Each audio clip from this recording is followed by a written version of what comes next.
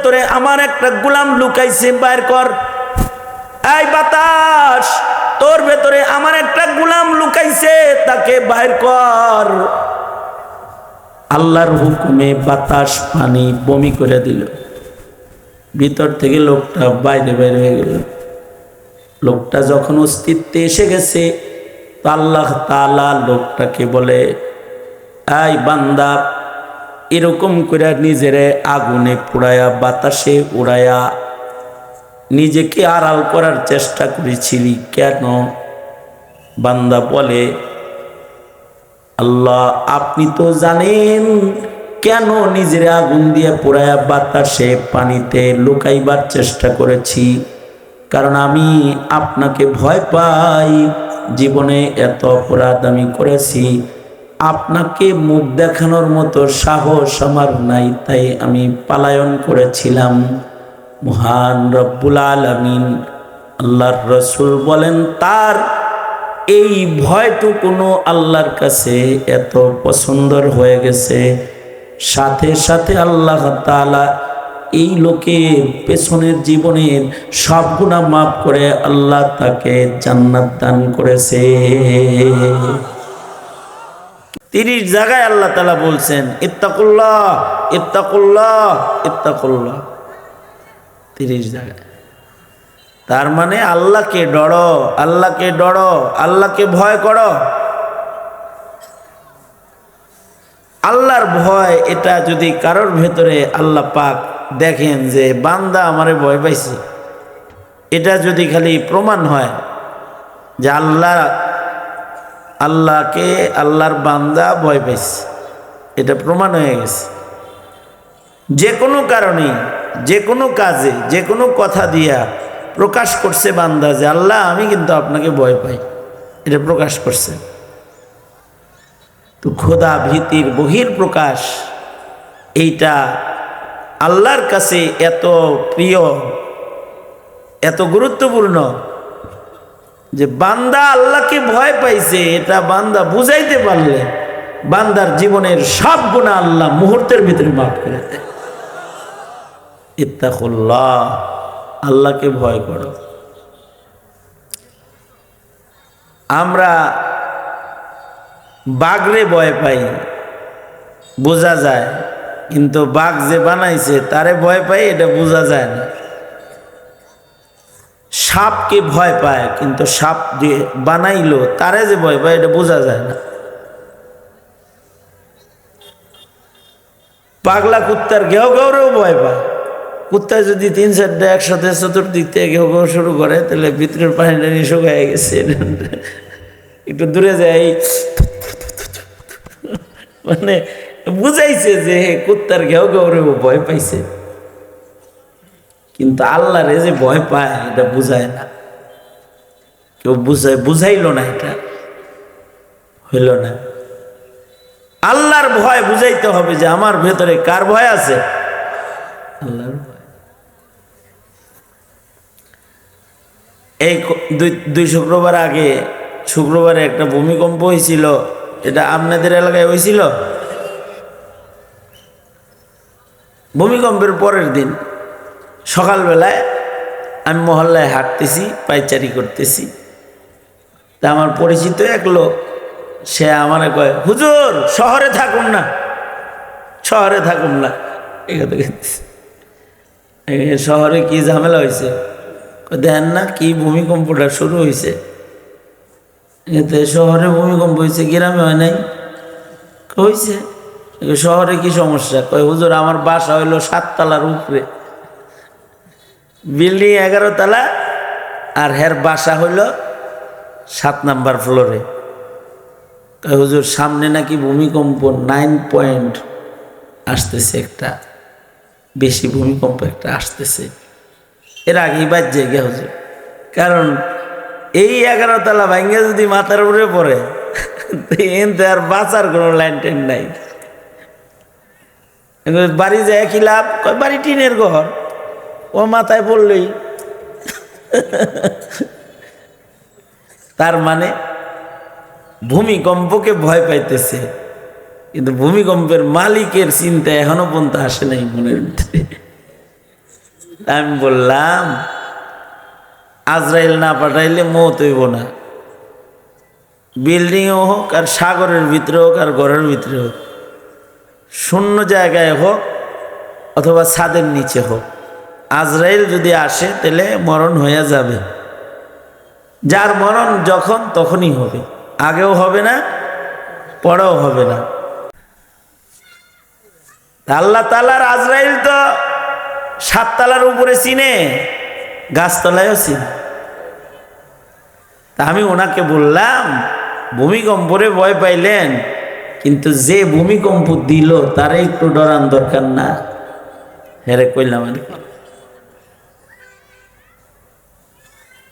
আমি বললাম ভূমিকম্প আপনাকে 7 তলা থেকে নামায়া টিনের ঘরে ঢুকাইবার লেগে ভূমিকম্পটা আসে নাই। ভূমিকম্পের আগমন হয়েছে হলো আপনাকে গুনাহের জঞ্জাট থেকে বের করে ইবাদতের ভেতরে ঢুকানোর জন্য, বস্তুবাদীর গোলামীর জিনজির থেকে বের করে আল্লাহর গোলামীর, আল্লাহর কদমে আপনাকে ফিরানোর জন্য জাকিটা দিছে। জাকির মর্ম বুঝলেন না? বাসা ছাইরা দিবেন মিয়া, ফাইজলামি করতে আর জায়গা পান না, মসজিদে যান মিয়া। এক ধমক দিছি আর আমার কাছ থেকে গেছে গা। এই হলো আমাদের হালাত, যে আমরা ভূমিকম্পকে ভয় পাই। ভূমিকম্প যিনি দেয়, কে দেয় ভূমিকম্প? জোরে আওয়াজ করে বলেন, কে দেয়? আল্লাহ। সাপ কে বানাইছে? বাঘ কে বানাইল? এটারে ভয় পাইল, আল্লাহরে ভয় পাইল না। আল্লাহ বলে এটা তাইলে হইল না বান্দা, তুমি ভয় করবা আমাকে। ইত্তাকুল্লাহ, কাকে ভয় করো? জোরে আওয়াজ করে বলেন, ভয় করব কাকে? একমাত্র আল্লাহকে। চাকরিরে ভয় পায়, সরকারের নিয়ম রে ভয় পায়, নেতারে ভয় পায়, দলের নিয়ম রে ভয় পায়, কিন্তু আল্লাহকে ভয় পায় না। তাই দিনের নিয়ম মানে না। না, বান্দার হৃদয়ে হবে আল্লাহর ভয়। যার ভেতরে আল্লাহর ভয় যত বেশি হবে, আল্লাহর কাছে সে তত বেশি সম্মানী হবে। ইন্না আকরামাকুম ইনদাল্লাহি আতকাকুম। আল্লাহ বলেন তোমাদের ভেতরে খোদা ভীরু যে বেশি, আমার কাছে সম্মানী সে তত বেশি। যার ভেতরে আল্লাহর ভয় বেশি, তার সম্মান আল্লাহর কাছে বেশি। এজন্যে কোরআনে হাকিমে 30 জায়গায় আছে ইত্তাকুল্লাহ, ইত্তাকুল্লাহ, ইত্তাকুল্লাহ। আল্লাহকে ভয় করো। কতটুকুন ভয় করবে? একেবারে সামান্য খোদার ভয়ও যদি কারোর হৃদয়ে পাওয়া যায়, সামান্য পরিমাণ, আল্লাহ পাক তার প্রতিও দয়ালু হয়ে যায়। সাবাকাত রহমতি আলা গজবি। আল্লাহর রাগ গুসার উপরে আল্লাহ পাকের রহমত সবসময় বিজয়ী।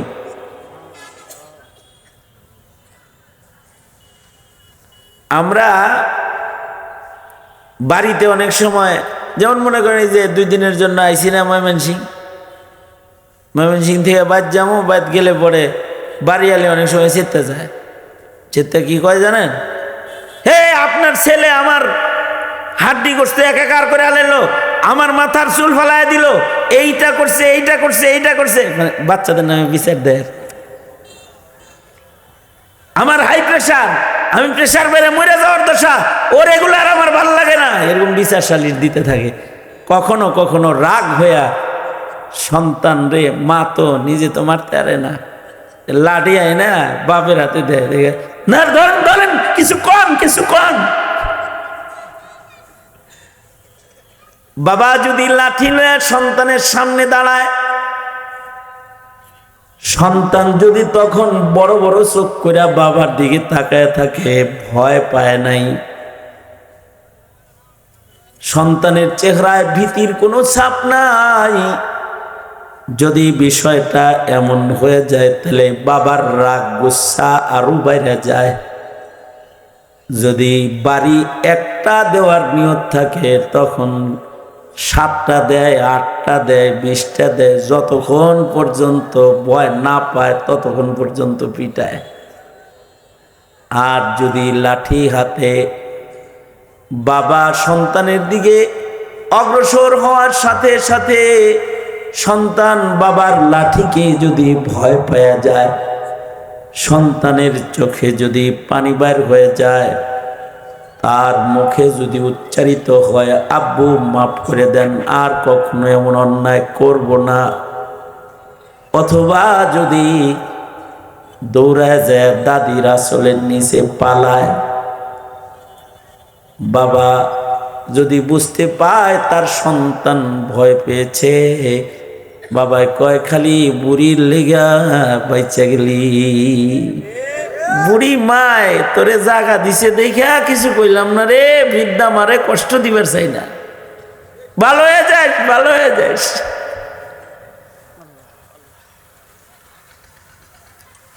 আপনারা যে এই শীতের ভিতরে আলেমদের মজলিসে আইছেন, এভাবে বসে থাকলেও আল্লাহ কয় খালি আমার প্রিয় কিছু মানুষ কোরআনওয়ালা আলেমওয়ালাদের আসলের নিচে গেছে দেখা ছাইরা দিলাম, এইবার মাফ করে দিলাম, বাচ্চা গেলি বাচ্চা গেলি বলে। বুখারী শরীফের ভিতরে আছে 100 খুনের আসামি, 100টা খুন করে হের পরে তওবার লেগে এক মৌলবীর বাড়ির দিকে যাইতেছে, অলির বাড়ির দিকে রওনা করছে। বুখারী রাস্তায় যায় মরেই গেছে। আল্লাহ পাক বলে ফেরেশতারা আমার এক প্রিয়র কাছে রওনা করেছিল, আমাকে ভয় পায় বলে, তওবা করবে বলে, ওরে আমি মাফ করে দিচ্ছি। আল্লাহু আকবার, জোরে করে মাফ করে দিচ্ছি। অথবা যদি সন্তানরে মারতে গেছে তখন সন্তানের চোখের কোণায় পানি জমা হয়ে গেছে, চোখের পানি গড়ায় পড়ে গেছে, অথবা ভয়ে সন্তান থরথর করে কাঁপতেছে,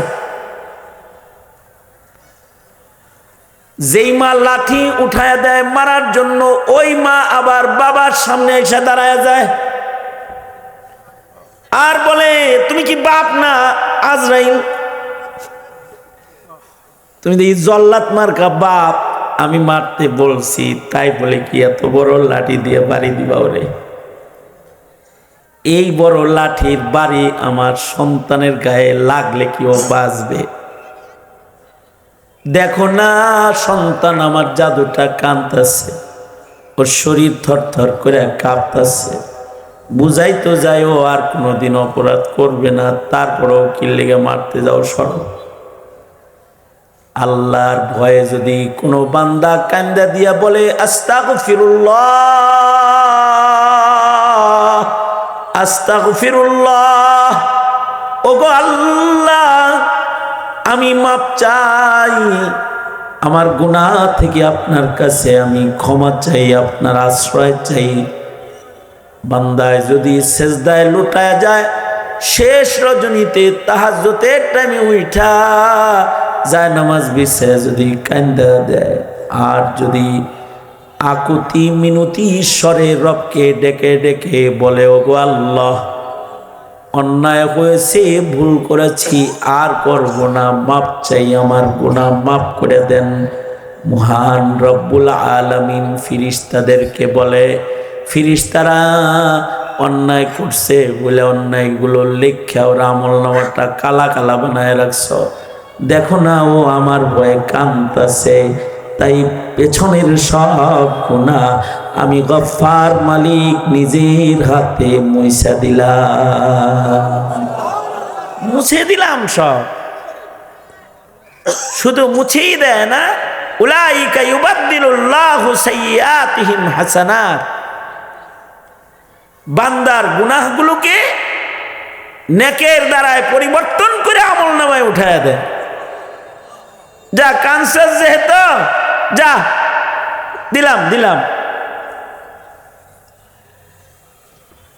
এটার উপমা হলো এরকম, মারা তো বাদ দেয়, শেষ বেলায় গড়ায় যদি সন্তান কান্না শুরু করে তো পকেটের টাকা বের করে দিয়ে হইলো কান্না বাপে থামায়, ঠিক না? সন্তান গড়াগড়ি করে কাঁদতেছে, এবার পিটনি তো দেয় না, উল্টা পকেটের টাকা খালি করে, নিজের পকেট খালি করে ওর খালি পকেট বইরা দেয়। তাও থাম তুই। আত্তাইবু মিনাজ যামবি কামান লা যামবা লাহু, তওবাকারীর গুনাহ তো মুছে মুছে, উলাইকা ইউবাদদিলুল্লাহু সাইয়্যাতিহিম হাসানাত, তার খালি পকেটকে নেকির দ্বারা পরিপূর্ণ করে আমলনামাটা সাজায় দেয়। যা বান্দা ভয় পাইছে আমার। এই কারণে ইত্তাকুল্লাহ, আল্লাহকে ভয় করো। আওয়াজ করে বলেন, ভয় করব কাকে? জোরে বলেন, আরো জোরে আওয়াজ করে বলেন, কারে ভয় করব? মাই যদি বাপেরে ভয় পাইলে ফিরায় বাঁচায়, তাহলে বলেন, বুঝা শুননা বলেন, আমাদেরকে আমাদের মা বাবা বেশি মোহাব্বত করে নাকি আল্লাহ বেশি মোহাব্বত করে?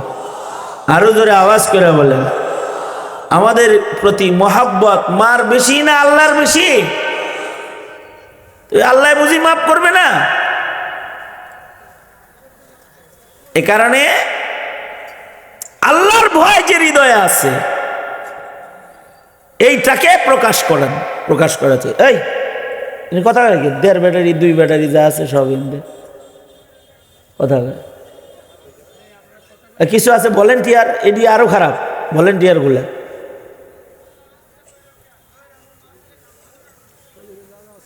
ওইদিকে জায়গা আছে, তাই কি হয়েছে? ওর যাইতে কষ্ট হইতে, দাঁড়ায় শুনতেছে, শুনুক না, কতক্ষণ খাড়াই থাকা পারে, থ্যান কতক্ষণ কুলায়। এই কথা কোয়ার দরকার দেখি, পেশাল পড়ার দরকার। আমি ভীষণ অসুস্থতা সহ এখানে আসছি মাহফিলে। আমি যে কথা বলতেছি, কথা বলতে, এই তোরা কি শুরু করলি? আমার ওয়াজ ইউটিউবে নাই, শুনি শুনতে। তুই ওয়াজ শুনবি কবে? জীবনে কবে বয়ান শুনবি আল্লাহর ভয় নিয়ে? আমারে আল্লাহর ভয় নিয়ে কিছু কথা শুনবি কবে? জীবনে কবে ওই ওয়াজটা শুনবি যে ওয়াজটা তোর জীবনের গুনাহ মুছবে? আমাকে বুঝায় না।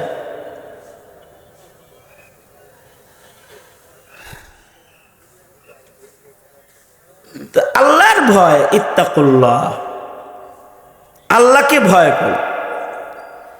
এখন বুঝেন আল্লাহর ভয় প্রকাশ করার তরিকা কি?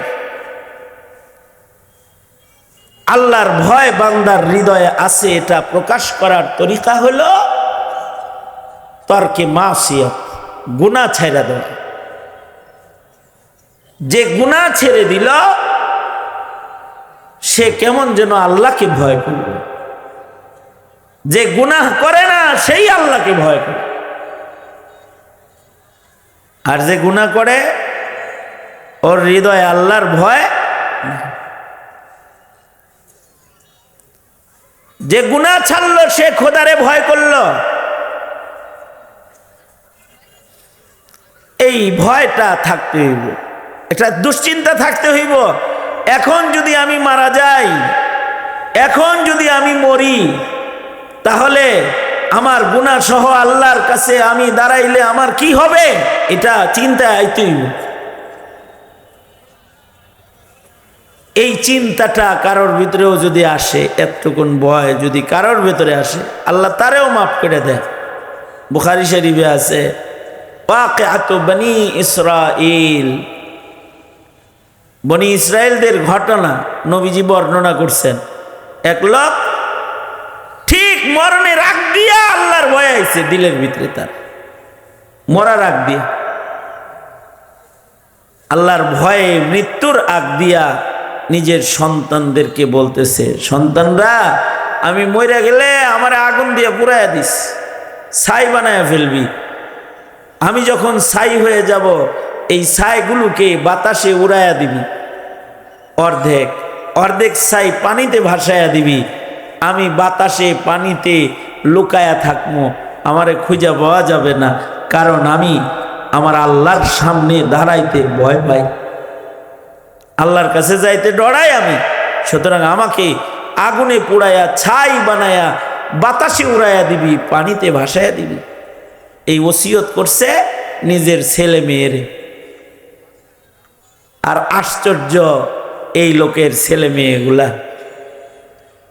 মেয়েগুলাও বাবা মরে যাওয়ার পরে বাবারে আগুন দিয়ে পুরাইছে। আগুন দিয়ে পুরায় যখন ছাই হয়ে গেছে, বাবার ওসিয়ত মাফিক এ ছাইগুলাকে আবার দুই ভাগ করছে। এক ভাগ ছাই বাতাসে উড়াইয়া দিছে, আর এক ভাগ ছাই পানিতে ভাসাইয়া দিছে। তার মানে এই লোকটা বাতাসের ভেতরে লুকাইছে, পানির ভেতরে পালাইছে, যেন রবের সামনে তার দাঁড়াইতে না হয়। আল্লাহ রব্বুল আলামিন বাতাসকে আদেশ করলেন, ও বাতাস, তোমার ভেতরে আমার একটা গোলাম লুকাইছে, তারে বাইর করো। পানিকে আদেশ করলেন, ও পানি, তোমার ভেতরে আমার একটা গোলাম পালাইছে, লুকাইছে, তাকে বাইর করো। আপনারা বুঝা থাকলে বলেন তো, বাতাস পানি কার গোলাম? আঙ্গুল উঠায় কোন জোরে করে, বাতাস পানি কার গোলাম? পানি আর বাতাসের ভেতরে যে পালাইলো, কারোর জন্য বের করা সম্ভব না হইল একজন এখান থেকেও বের করতে পারেন, তিনি কে? কারণ পানি আর বাতাস কার গোলাম? আল্লাহর গোলাম। আল্লাহ পাক যখন বললেন, এই পানি, তোর ভেতরে আমার একটা গোলাম লুকাইছে, বাইর কর। এই বাতাস, তোর ভেতরে আমার একটা গোলাম লুকাইছে, তাকে বাইর কর। আল্লাহর হুকুমে বাতাস পানি বমি করে দিল। ভিতর থেকে লোকটা বাইরে বের হয়ে গেল। লোকটা যখন অস্তিত্বে এসে গেছে, তো আল্লাহ তাআলা লোকটাকে বলে, এই বান্দা, এরকম করে নিজেরে আগুনে পুড়ায়া বাতাসে উড়ায়া নিজেকে আড়াল করার চেষ্টা করেছিলি কেন? বান্দা বলে, আল্লাহ, আপনি তো জানেন কেন নিজের আগুন দিয়ে পোড়ায়া বাতাসে পানিতে লুকাইবার চেষ্টা করেছি। কারণ আমি আপনাকে ভয় পাই। জীবনে এত অপরাধ আমি করেছি, আপনাকে মুখ দেখানোর মতো সাহস আমার নাই, তাই আমি পালায়ন করেছিলাম। মহান রব্বুল আলামিন আল্লাহর রাসূল বলেন, তার এই ভয়টুকুনো আল্লাহর কাছে এত পছন্দর হয়ে গেছে, সাথে সাথে আল্লাহ তাআলা এই লোকের পেছনের জীবনের সব গুনাহ মাফ করে আল্লাহ তাকে জান্নাত দান করেছে। কিন্তু আপনি যে আল্লাহরে ভয় পান, এটা এরকম বুঝাইছেন তো একবার?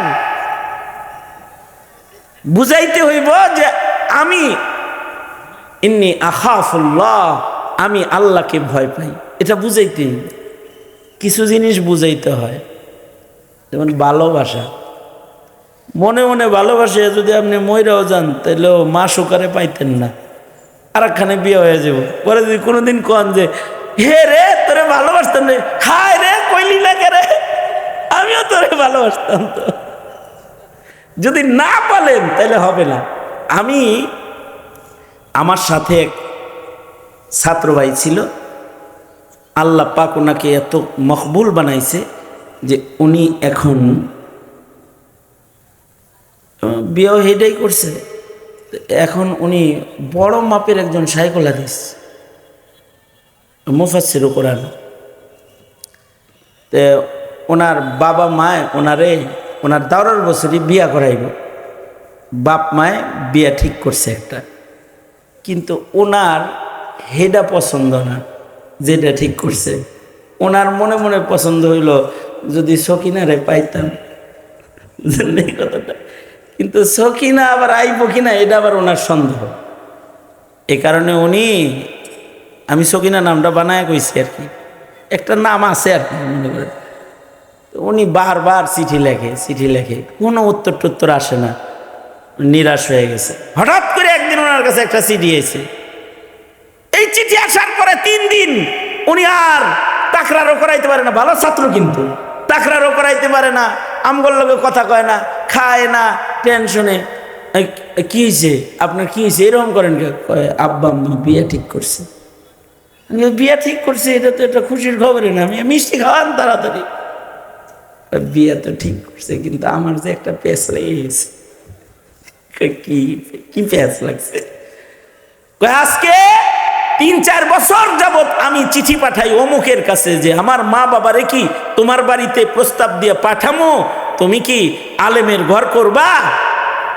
3 বছর হয় কোনো কথা কয় না। এখন আমার বিয়ে ঠিক হয়েছে, কালকে আমার কাছে একটা পৃথিবীর সবচেয়ে ছোট চিঠি আইছে, যার ভেতরে খালি লেখা আছে হ্যাঁ। কি লেখা আছে? হ্যাঁ, এই দেখুন, এই হ্যাঁ শব্দে তো আমার সব উলট পালট করে দিচ্ছে। হ্যাঁ মানে হলো হ্যাঁ আমি আপনার ঘর করতে রাজি আছি, প্রস্তাব আমার বাড়ি পাঠাইতে পারেন। এখন হ্যাঁ টেনশন হইলো, যেই দিকে কথাবার্তা চলছে এইটা ফিরামু কেমনি, ওইদিকে পাঠামু কেমনি। একটা হ্যাঁ শব্দ দিয়ে যেমন ভালোবাসা প্রকাশ করলে একটা মানুষের সব উলট পালট হয়ে যায়, বান্দা যদি একটা হ্যাঁ শব্দ এতটুকুন দিয়াও যদি আল্লাহর ভালোবাসা প্রকাশ করে, তো আল্লাহ তাআলা এই বান্দাকে নিজের জান্নাতের দিদারের ঘরে নেওয়ার জন্য পাগল পারা হয়ে যায়। কেমনে আনবো এই বান্দা? কিন্তু এই বান্দাটার এই ভালোবাসাটা প্রকাশ করা লাগবে তো। বান্দা সব প্রকাশ করলো, কিন্তু আল্লাহর এই ভালোবাসাটা প্রকাশ করলো না। সব প্রকাশ করলো, আল্লাহর ভয়টা প্রকাশ করলো না, তো মহান আল্লাহ এই বান্দার উপরে নারাজ হয়ে যায়। এ কারণে আল্লাহর মোহাব্বত আছে, এটা প্রকাশ করবে হলো নেক আমল দিয়া। ইয়া আইয়ুহাল্লাযীনা আমানুত্তাকুল্লাহ, ও আমার প্যারা প্যারা ইমানদার বান্দা বান্দিরা, ইত্তাকুল্লাহ, আল্লাহকে ভয় করো। আর তোমার ভেতরে যে আল্লাহর ভয় আছে এটা দুইভাবে প্রকাশ করো। ওয়াবতাগু ইলাইহিল ওয়াসিলা, নেকির কাজ বেশি বেশি করো। নেকির কাজ কইরা তুমি আল্লাহর মহব্বত আছে এটা প্রকাশ করো। আল্লাহর কাছে পৌঁছার জন্য তুমি ওসিলা তালাশ করো। ওয়াবতাগু ইলাইহিল ওয়াসিলা, নিজের জিন্দেগির আমলগুলাকে আল্লাহর প্রেম প্রকাশের ওসিলা বানাও, আল্লাহর কাছে পৌঁছার জন্য ওসিলা বানাও। কারণ মহান রব্বুল আলামিন কখনো কখনো বান্দার ছোট ছোট নেক আমল পছন্দ কইরা বান্দাকে আল্লাহ তাআলা নিজের কাছে জায়গা দিয়ে দেয়। কেউ কুকুরে পানি পান করাইছে, এটাকে পছন্দ করে ফেলেছে। কেউ বিড়ালকে চাদরের নিচে জায়গা দিয়েছে, এটাকে পছন্দ করে ফেলেছে। কেউ কোনো মানুষকে খানা খাওয়াইছে, নিজে না খায়া। ওয়ায়ুসিরুনা আলা আনফুসিহিম ওয়ালাউ কানা বিহিম খাসাসা, নিজে না খায়া অন্যরে খাওয়াইছে, এটা পছন্দ করে ফেলাইছে। এক একজনের এক এক আমল পছন্দ করে রব্বুল আলামিন বান্দার জন্য মাগফিরাতের দুয়ার খুলে দেয়। এ কারণে আল্লাহর রাসূল বলেন, লা তাহকিরান্না মিনাল মারুফি শাইআ, জিন্দেগির যত নেকির কাজ আছে কোন নেকির কাজকে তুমি ছোট মনে করো না।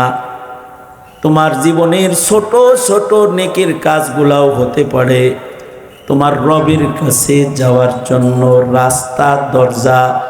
কারণ মহান রব্বুল আলামিন রহমতে হক বাহানা মিজুয়াদ, আল্লাহর রহমত বাহানায় বাহানায় আল্লাহ পাক বান্দাকে দান করে। ছোট ছোট নেকির কাজের উসিলায় কখনো কখনো রব্বুল আলামিন বান্দাকে আল্লাহর জান্নাতটাই দান করে। ছোট ছোট নেকির কাজ, এগুলার উসিলায় আল্লাহ পাক বান্দাকে জান্নাত সুদ্ধা দিয়ে দেয়। কারণ আল্লাহ তো দয়ালু সরকার। দুনিয়ার রাজা বাদশাদের কাছে যাওয়ার রাস্তা একটা থাকে। যেমন বর্তমান যে প্রধান উপদেষ্টা আছে ডক্টর ইউনূস, হের বাড়িতে ঢোকার রাস্তা মাত্র একটা, বাকি রাস্তাগুলো কাঁটাতারের বেড়া দিয়ে বন্ধ করা আছে, আরো 2-4টা রাস্তা এটা বন্ধ করা। ঢোকার ফটক একটা, এই এক দরজা দিয়ে ঢোকন লাগবে। গণভবন শেখ হাসিনার কাছে যাইতে তো আরো বেজাল আছিল। শেখ হাসিনার কাছে যারা দেখা সাক্ষাৎ করছে এদের লগে আমার দেখা হয়েছে, এরা আমারে বলছে যে হুজুর কোনো সময় কাঠ টাট পাইলেও, হাসিনার দাওয়াত পাইলেও গণভবনে যায়েন না তো। কইছি কি লেগে, কি সমস্যা, কি খাওয়ান দাওয়ান ভালো না? হুজুর সব ঠিক আছে, কিন্তু এই জায়গায় মানুষ যায়, এই ঢুকার টাইমেই বিসি বুসি আতায়াও চেক করে। যা কইছে তাই কইলাম আর কি, বুঝলেন না এই কথা? মানে যখন ঢুকতে লয় তখন মেশিন একেবারে নিচ দিয়ে এমনি ঢুকে এমনি যাইতে ধরে যে কোনো কিছু নিচে আছে কিনা। আবার পিছন দিক দিয়ে মেশিন দিয়ে এরকম ডলবো যে সিপাই সাপাই কিছু লয়ে গেল কিনা। আমার এরকম বেজ্জতির সাক্ষাতের চেয়ে তো সাক্ষাৎ না করা ভালো। তোমার পুতাপাতি আতায় দিব মিয়া, আর তুমি যাবে প্রধানমন্ত্রীর লগে দেখা, লাথি মার ওই প্রধানমন্ত্রীর কপালে যার কাছে যাইতে এই এত কষ্ট। সাইয়্যিদুল মুরসালিনের কাছে যাওয়া তো এত কষ্ট ছিল না। হযরত ওমর খোলা আকাশের নিচে ঘুমাইতো যেন কারোর যেন ওনার কাছে যাইতে কষ্ট না হয়। আল্লাহু আকবার জোরে করে বলেন। মিয়া একদিন একা একা আইতে বেড়াইলা তাতে কিছু হয় নাই, আর এখন স্পেশাল ফোর্স দিয়ে নিজেরে ঘেরাও করে রাখো। পাবলিকের কাছে তামসা দেখাইতে আইসো মিয়া, খেদমত করতে আও না, নিজে ভোগ বিলাসীর রাজত্ব করতে ময়দানে নামো তোমরা। এটা তো বুঝি না। যাই হোক, এটা কথার কথা কইলাম আর কি। তা দুনিয়ার রাজা বাদশার কাছে ঢুকা কষ্ট, কিন্তু রাজার রাজা, বাদশার বাদশাহ, মহান রব্বুল আলামিন আল্লাহর কাছে যদি কেউ যাইতে চায় তাইলে আল্লাহর কাছে যাওয়ার রাস্তা কিন্তু একটা না। তুরুকুল উসুল ইলাল্লাহি সুবহানাহু ওয়া তাআলা কাআদাদি আনফাসিল খালায়েক। মাশাআল্লাহ, আলহামদুলিল্লাহ, মনে মনে একজন তালাশ করতেছিলাম, পেয়ে গেছি আপনার। খারাপ তুরুকুল, এই কথাটা শুনুন, আমার এই কথাটা বুঝে যান বাইতে, তাহলে নেকির কাজ করতে ভাল লাগবে ইনশাআল্লাহ। তুরুকুল উসুল ইলাল্লাহি সুবহানাহু ওয়া তাআলা কাআদাদি আনফাসিল খালায়েক। আচ্ছা, এর আগে আমার সাথে আরেকটু গল্প করেন। যেমন মনে করেন আমার 50 বছর বয়স, আমি 50 বছরে কতগুলো শ্বাস নিছি। মনে করেন 1 সেকেন্ডে যদি শ্বাস নিয়ে থাকি 40 বার, না 1 মিনিটে যদি 40 বার, 1 ঘন্টায় নিছি কতবার, এইভাবে যদি শ্বাস প্রশ্বাস নিয়ে থাকি তাহলে 50 বছরে শ্বাস প্রশ্বাস কতগুলা আমি নিছি, এগুলো কি গোনা সম্ভব?